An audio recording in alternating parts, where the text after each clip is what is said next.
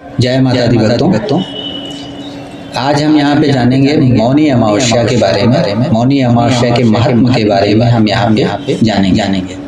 तो जैसा कि नाम से ही है कि मौनी अमावस्या, मौनी मतलब अर्थात मौन। मौनी अमावस्या को मौनी अमावस्या के नाम से जाना जाता है। जैसा कि इसके नाम से ज्ञात हो रहा है कि मौन अर्थात शांत चुप रहना।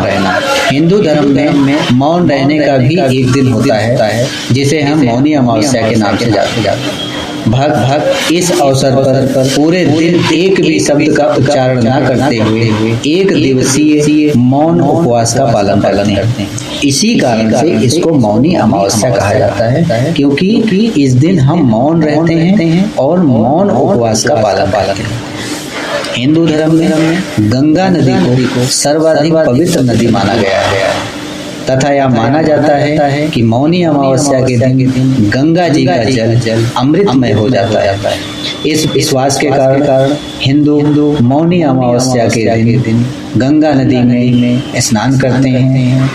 यह दिन बहुत ही महत्वपूर्ण होता है। मौनी अमावस्या माघ माह के मध्य में आती है, इसीलिए इसे माघी अमावस्या भी कहा जाता है।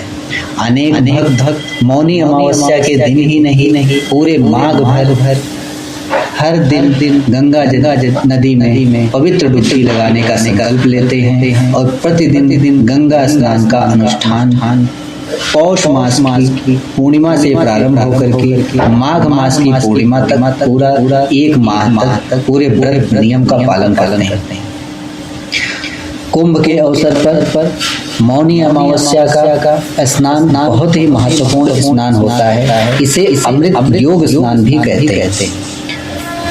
मौनी अमावस्या में मुख्यतः गंगा नदी में स्नान करना, उनके तट पर दान करना, मौन रहना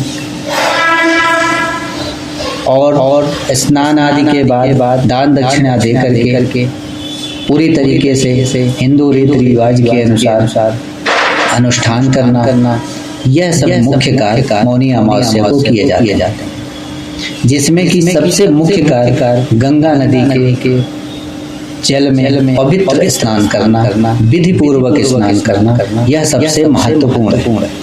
तो इस तरह से हमने जाना कि मौनी अमावस्या क्या है, उसकी महत्व क्या है। बोलिए गंगा मैया की जय।